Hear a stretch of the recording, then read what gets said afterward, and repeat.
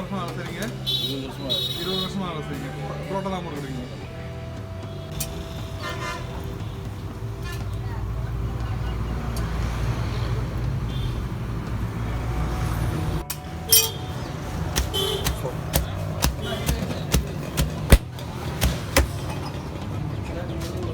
மாதிரி இருக்கும் கைக்கு.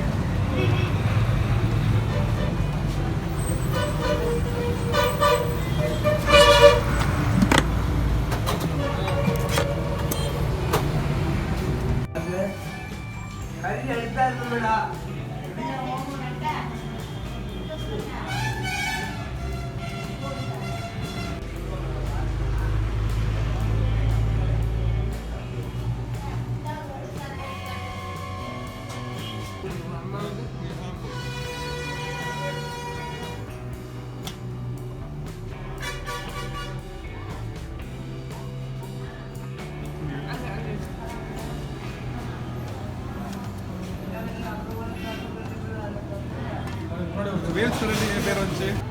வேல்ஸுங்கிறவர் லண்டனில் இளவரசர் இருந்தார்.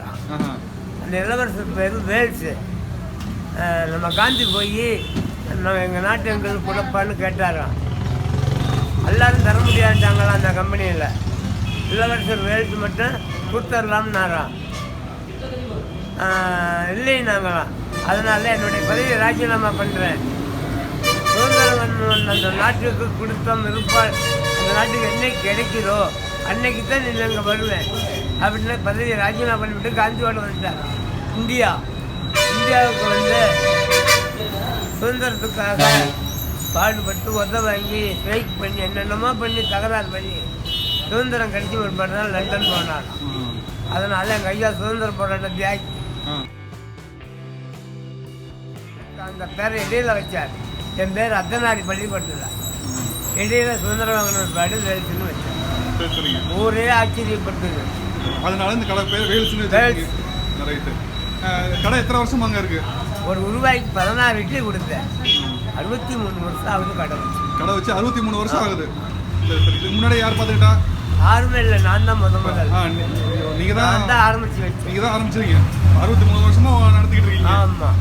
சரி. இங்கே என்னென்ன ஐட்டம் இருக்குங்க?